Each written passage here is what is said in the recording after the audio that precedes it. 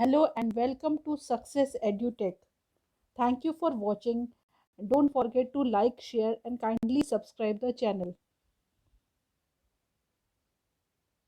Myself is Manjari Kashyap. I have a master's in science with a teaching experience of more than 5 years. I will teach you class 8th science CBSE board.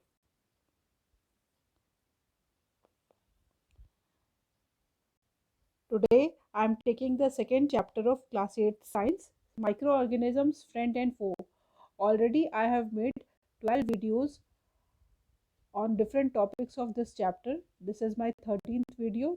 The topics which I've covered in my earlier videos are what are microorganisms, their classification, where do microorganisms live, their role as friends in bakery, baking curd and bread, commercial use of microorganisms in making alcohol, medicinal use of microorganisms in making antibiotics, vaccines, harmful microorganisms, and today in my 13th video I will cover the topic of food poisoning and food preservation.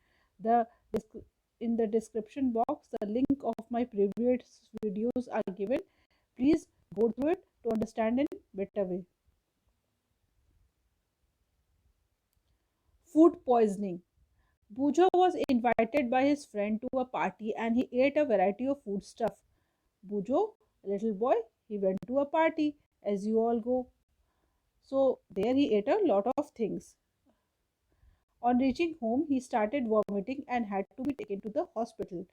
But what happened after having party and eating a lot of variety of food?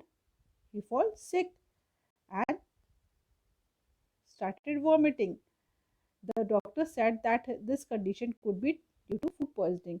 Now the doctor has diagnosed that Bujo has food poisoning. Now Paheli is wondering that what is food poisoning and how a food which we eat to get energy and which tastes good, how can it become a poison? So what is food poisoning? Food poisoning could be due to the consumption of food spoiled by some microorganisms.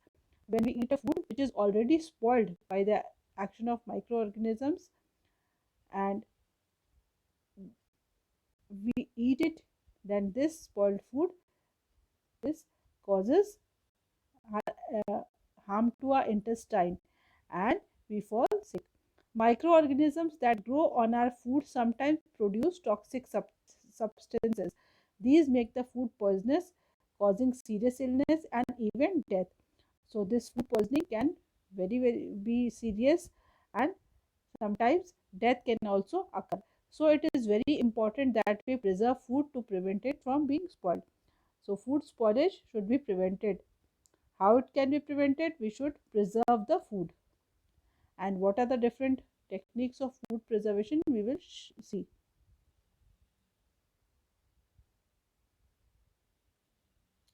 Food preservation. In chapter 1, we have learned about the methods used to preserve and store food grains. How do we preserve cooked food at home? In our home also, you can observe and see that mother and grandmothers use a variety of techniques to preserve food. Do you know any such technique?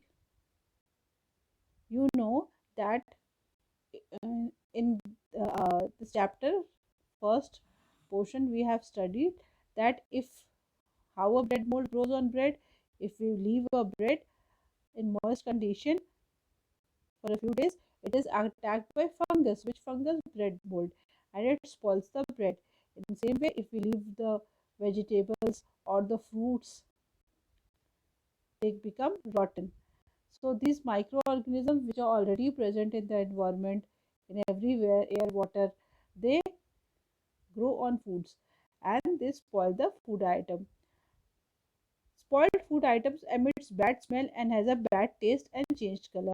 So its appearance also changes, its taste also changes, and a foul smell is created because a lot of chemical action is done on this food.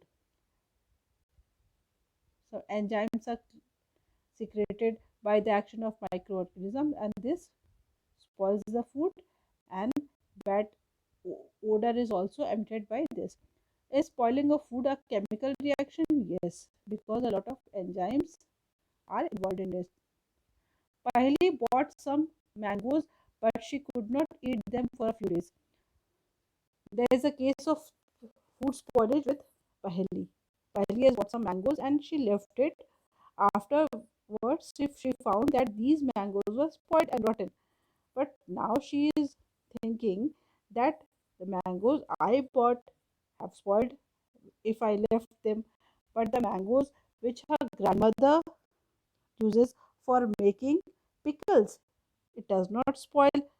Even it is kept for a long duration, long time, many years. Students, you also might have observed that pickles have been uh, pickles are kept for many years, and even then also they don't get spoiled. So why it happens? There is some technique of food preservation which is used in making the pickles. You can know this method by your mothers or grandmothers. So let us study the common methods of preserving food in our homes. We have to save it from the attack of microorganisms. To how we will save food from the attack of microorganisms? Let us study them. Chemical method. There are different methods of preserving food. First method is chemical method. Chemical method. Some chemicals are used to preserve food. What are these chemicals? They can be salt and edible oils are the common chemicals generally used to prevent the growth of microorganisms. So you have to learn these names: salt and edible oils. Therefore, these are called preservatives. The chemicals which are used to preserve food are called preservatives. When we buy any packaged food from a market, we can study, we can see that which preservative is used for preserving that food. It is written on the packet. We add salt or acid preservatives to pickles to prevent the attack of microorganisms. So while making pickles, you must, if you have not noticed, see that when mothers make pickles, they put salt, and they put oil, and sometimes they put acids, acid preservatives to prevent the attack of microorganisms. Sodium benzoate and sodium metabisulfite are common preservatives. So apart from salt, oils and acid, we use sodium benzoate and sodium metabisulfite. These are used in jams and jellies, squashes to prevent them from spoilage. Next is preservation by common salt. Common salt has been used to preserve meat and fish for ages. The meat and fish are seasoned in salt to preserve them, are covered with dry salt to check the growth of bacteria. Salting is also used to preserve amla, raw mangoes, tamarind, etc. So, salt is a most commonly used item for food preservation. Preservation by sugar. Jams, jellies, and squashes are preserved by sugar. We keep jam for a long duration and it does not spoil because jam, jellies, ketchups, these have a lot of sugar in it. Candies. Sugar reduces the moisture content which inhibits the growth of bacteria which spoil food. So sugar and salt work in the same way. They reduce the moisture content or which inhibits the growth of bacteria. If there will be less moisture present or no moisture present, the bacteria cannot survive because they need moisture for their growth. Preservation by oil and vinegar. Use of oil and vinegar prevents spoilage of pickles because bacteria cannot live in such an environment. They need a particular acid or alkaline environment of pH to grow, and if the pH is reduced or increased by the addition of vinegar or any other acidic substances, they cannot live.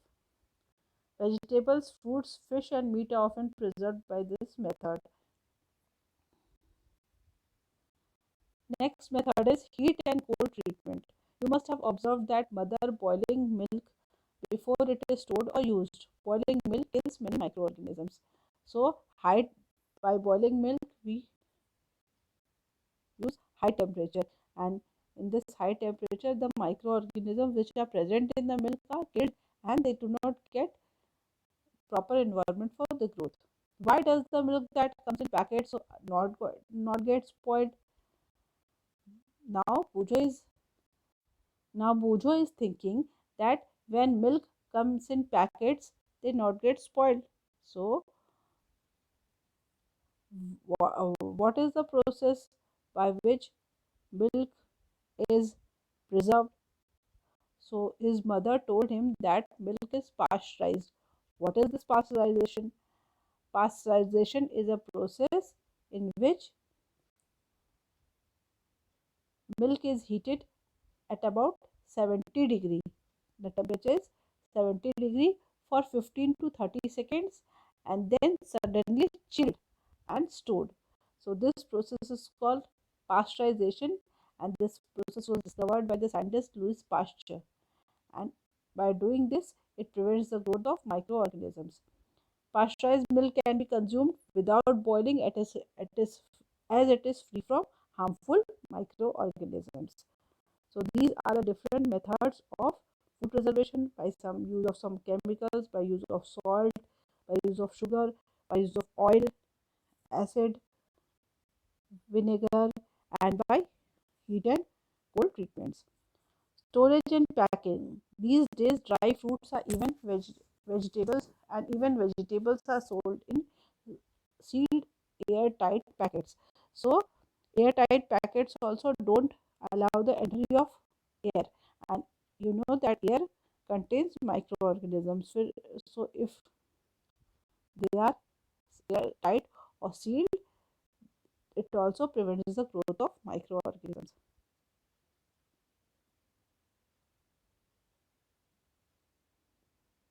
Thank you for watching this. Kindly like and share and subscribe the channel. Our next topic is nitrogen cycle, which I will cover in next video.